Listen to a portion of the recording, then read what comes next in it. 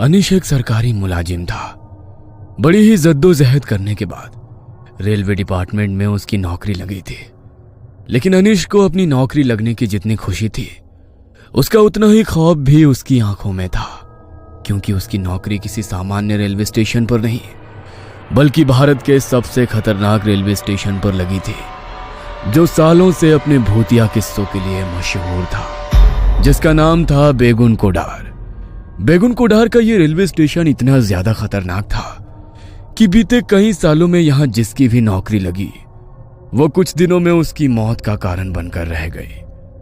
अनिश ने बचपन से ही उस रेलवे स्टेशन के भूतिया किस्से अपनी दादी नानी से सुने थे, लेकिन जब आज उसकी नौकरी उसी रेलवे स्टेशन पर लग गई थी, तो वो चाहकर भी वहां से अपनी नौकरी को छोड़ नहीं सकता था, क्योंकि उसके घर के हालात ही कुछ ऐसे थे कि एक तरफ कुआं तो दूसरी तरफ खाई थी। अनिश, आज से तुम्हारा ड्यूटी का शेड्यूल थोड़ा चेंज हो गया है। तुम्हारी शिफ्ट अब रात की हो गई है, तो रात को तुम्हें अकेले पूरे प्लेटफॉर्म का ध्यान रखना है। क्या रात को? लेकिन सर, मेरी ज्वाइनिंग टाइम पर तो मेरी डे शिफ्ट की ड्यूटी थी, तो अचानक ये चेंज क्यों हो गई? मैं रात के समय इस रेलवे स्टेशन पर अकेले नहीं रह सकता। आप तो जानते हो ना इस रेलवे स्टेशन के बारे में, ये कितना खतरनाक है। देखो अनीश, ये तुम्हारी जॉब है, तुम्हें कभी भी डे शिफ्ट और कभी भी नाइट शिफ्ट करनी पड़ सकती है। और रही बात इस रेलवे स्टेशन की, तो अब पूरी लाइफ तुम्हें यही जॉब करनी है, तो इसकी आदत तो डालनी ही पड़ेगी। बस अपनी सेफ्टी के लिए तुम इतना कर सकते हो कि रात से लेकर सूरज उगने तक अपने कैबिन से बाहर मत निकलना। लेकिन सर, देखो अनीश, तुम चाहे कितनी भी लेकिन वेकिन करो, लेकिन मैं इसमें तुम्हारी कोई हेल्प नहीं कर सकता। यह हाई अथॉरिटी का डिसीजन है।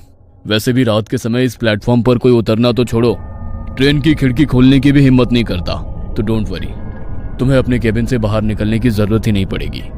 उस समय अरुण सर तो मुझे ये बात कहकर चले गए, लेकिन बचपन से मैंने उस रेलवे स्टेशन के बारे में जो किस्से सुने थे, उन्हें याद करके वहां रात को अकेले रुककर ड्यूटी करने की मेरी हिम्मत ही नहीं हो रही थी। पर मैं मरता क्या ना करता। वो कहते हैं ना कि मजबूरी इंसान से कुछ भी करवाती है।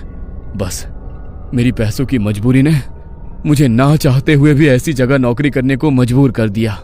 शाम के 7 बज चुके थे। रात के 10 बजे से मेरी शिफ्ट शुरू होने वाली थी, तो मैं तैयार होकर अपने क्वार्टर से घड़ी में ठीक 9:30 बजते ही निकल गया। वहां से रेलवे स्टेशन ज्यादा दूर नहीं था, तो मैं 10 बजने से थोड़ी देर पहले ही स्टेशन पर पहुंच गया। जब मैं कैबिन में पहुंचा तो डे शिफ्ट वाले जुगराल सर वहां से निकलने की तैयारी कर रहे थे। उन्होंने अपना बैग उठाया और मेरा कंधा थपथपाकर वहां से चले गए। उनके जाते ही अभी तक जो मेरा मन थोड़ा शांत था, वो अब बेचैन सा होने लगा। मेरे मन में एक अजीब सी बेचैनी हो रही थी, लेकिन मैंने खुद का ध्यान भटकाने के लिए अपने फोन में गाने चलाकर फोन को सामने वाली टेबल पर रख दिया। तभी मुझे ऐसा लगा कि कोई है जो एक बड़ी ही अजीब सी आवाज में मेरा नाम पुकार रहा है, अनीश, अनीश। जैसे ही मेरे कानों में वो आवाज पड़ी, तो अचानक मैंने अपनी आंखें खोली। नजर घुमाकर पूरे केबिन में इधर उधर देखा तो कोई भी नहीं था, ना ही पूरे केबिन में किसी तरह की कोई हलचल हो रही थी। ये देखकर मैं थोड़ा रिलैक्स हो गया। फोन में कोई बोरिंग सा गाना चल पड़ा, जो मैंने अपनी जिंदगी में आज से पहले कभी सुना नहीं। उस गाने की भाषा अपने आप बहुत तेज होने लगी। उसे सुनकर ऐसा लगा कि मानो मेरे कान के पर्दे फट जाएंगे। मैंने गाना बंद करने के लिए जैसे ही हाथ में अपना फोन उठाया, तो मेरे फोन की पूरी स्क्रीन बिल्कुल ब्लैक हो गई। मैंने पावर बटन से फोन को स्विच ऑफ करने की कोशिश की, लेकिन मेरा फोन अचानक ऐसा हो गया कि मैं उसे ऑफ ही नहीं कर पाया। उस आवाज से परेशान होकर मैंने अपने कानों को अपने दोनों हाथों से भींच लिया।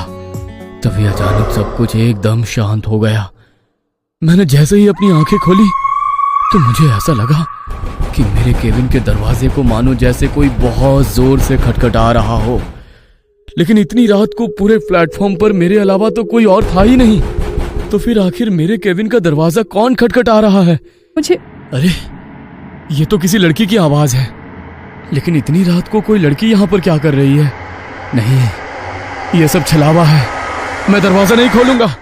ये सोचकर मैंने दरवाजा नहीं खोला और चुपचाप अपनी कुर्सी पर ही बैठा रहा। तभी वो लड़की मेरे केबिन का दरवाजा और जोर जोर से खटखटाते हुए मदद की गुहार लगाने लगी। प्लीज मुझे बचा लो, वो मार डालेंगे मुझे, खोल दो दरवाजा।